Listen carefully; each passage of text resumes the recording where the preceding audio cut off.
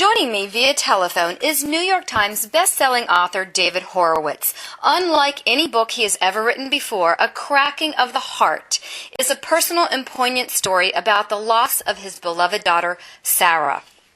Thank you for joining us today, David. Thank you.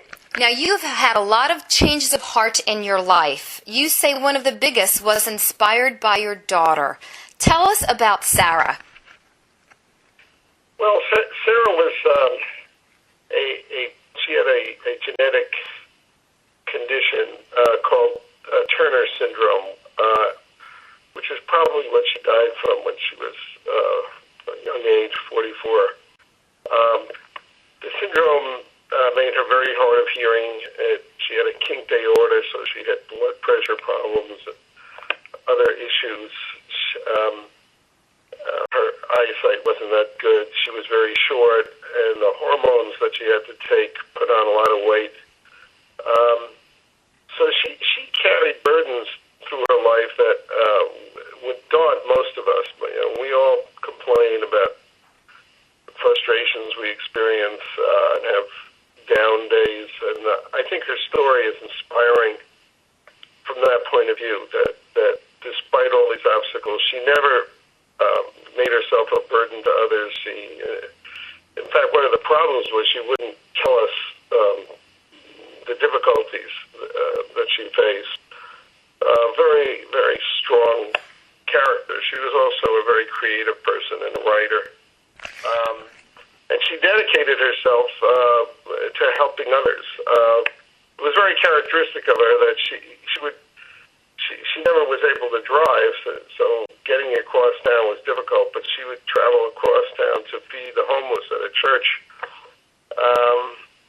And she was a vegetarian, but they were meat eaters, so she went on the internet to learn how to cook meat for them because she felt she was there to serve them. She traveled around the world. Again, I mean, she had a very poor sense of direction, so she could get lost, just walking beyond the neighborhood. But she went to El Salvador to build homes for poor people who had lost them in a hurricane.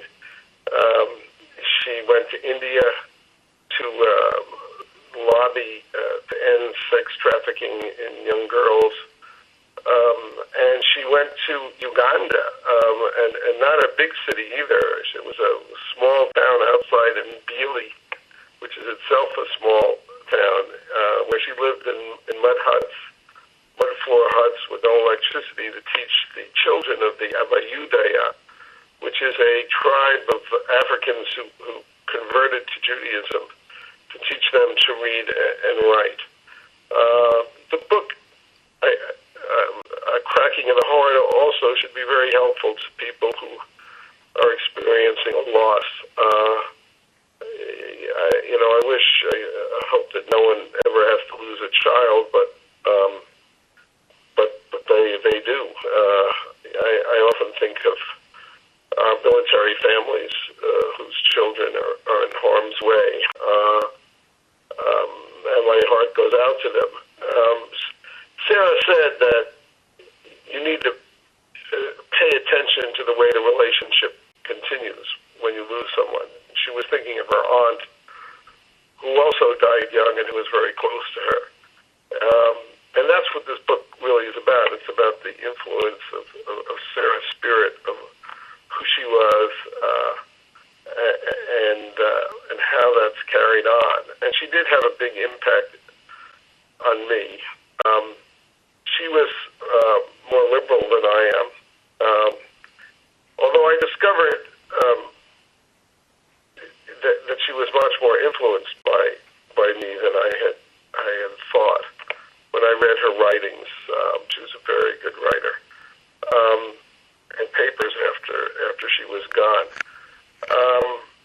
But she wasn't a radical. She didn't believe that you could change the world by government action. She believed that you had to redeem the world one person at a time. But she was very compassionate. She wrote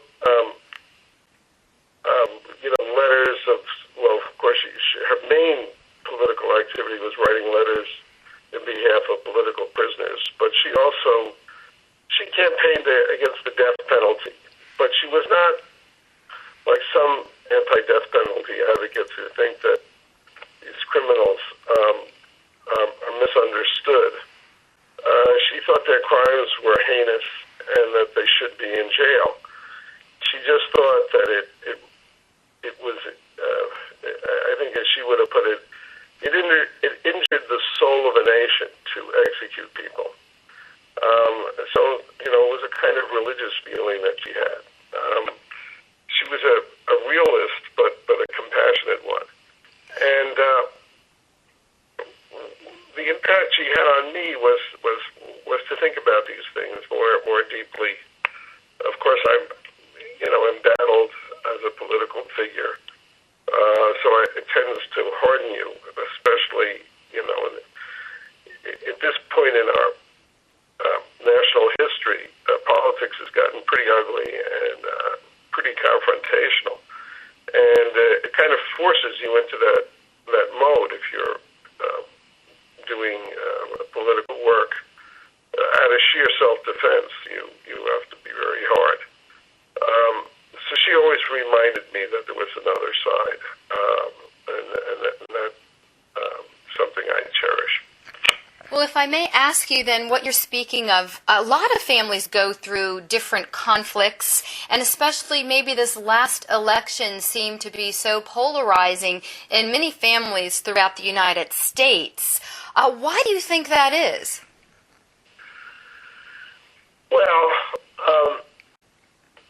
let me first say that for any parent who has a child who's moving in a different political direction, I think this book I've written, A Cracking of the Heart, will be an illuminating and book which may help you to deal with that issue.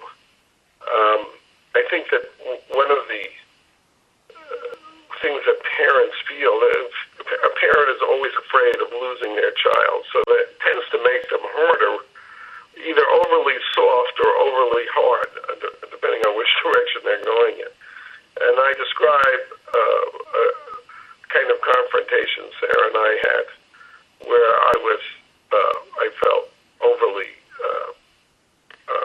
harsh or stern in my response, and that I spent many years not just atoning for, but trying to revive her confidence in our relationship. I think that the country has been polarizing for well over 30 years. There was a time in our national history, and certainly in the 50s and through the 60s, where the Democratic Party and the Republican Party had left wings and right wings inside them, and where people referred to them as Tweedledum and Tweedledee. And they did that derisively, but actually that was a good thing. It made for stability in the country. It meant that the left and the right fought the battles out in the party conventions, and then the two candidates that emerged were pretty much in the center, which is where the country is, and made for a lot of stability. This changed, and of course the Democratic Party supported the Vietnam War right through to the McGovern campaign, and it was the McGovern campaign.